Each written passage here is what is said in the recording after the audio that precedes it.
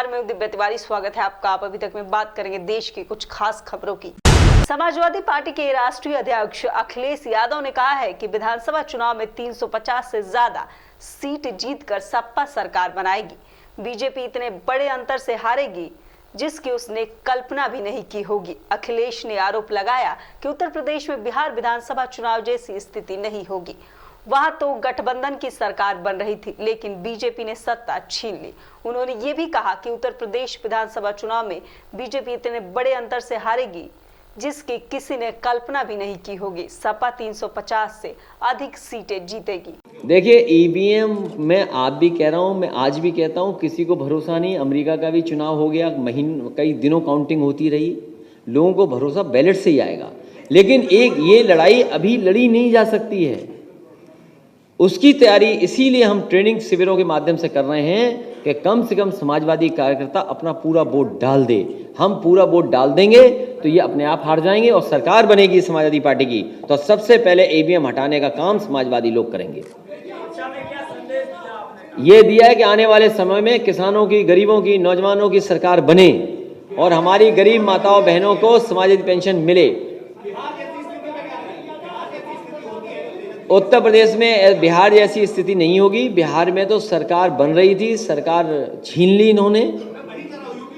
UP में इतने फासले से ये हारेंगे जिसकी आप कल्पना नहीं कर सकते।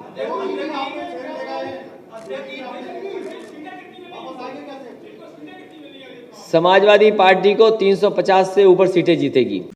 पेट्रोल और डीजल के रसोई गैस के दाम बढ़ाए जाने के बाद अब आम आदमी को रेलवे ने भी जोर का झटका दिया है। दरअसल रेलवे ने भी प्लेटफॉर्म टिकट और तत्काल ट्रेन के किराए में काफी बढ़ोतरी कर दी है।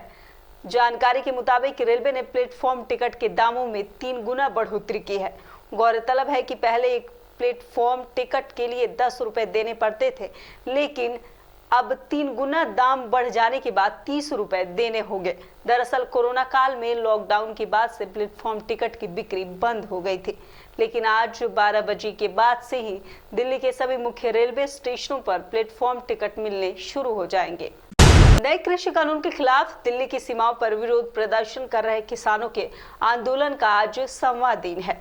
भारतीय किसान यूनियन के राष्ट्रीय प्रवक्ता राकेश टिकैत ने कहा है कि जब तक सरकार बात नहीं मानेगी तब तक आंदोलन ऐसे ही चलता रहेगा। सरकार से अभी बातचीत की कोई गुंजाइश नहीं है, तैयारी लंबे है। राकेश टिकैत ने यह भी कहा कि सरकार कहीं खो गई है, हम पार्लियामेंट में जाकर ही अपनी फसल बेचेंगे। कृषि कानूनों के खिलाफ किसानों को लामबंद करने के लिए तमाम राज्यों में राजनीतिक दलों के नेताओं ने गैर राजनीतिक किसान महापंचायत और चौपाल का आयोजन का सिलसिला भी शुरू कर दिया है। यूपी के पूर्व मुख्यमंत्री और समाजवादी पार्टी के प्रमुख अखिलेश यादव आज अलीगढ़ के टप्पल में महापंचायत को संबोधित करेंगे। देश की कुछ खास खबरों में फिलहाल इतना ही। फिर मुलाकात होगी कुछ नई ताजी खबरों के साथ। तब तक के लिए नमस्कार।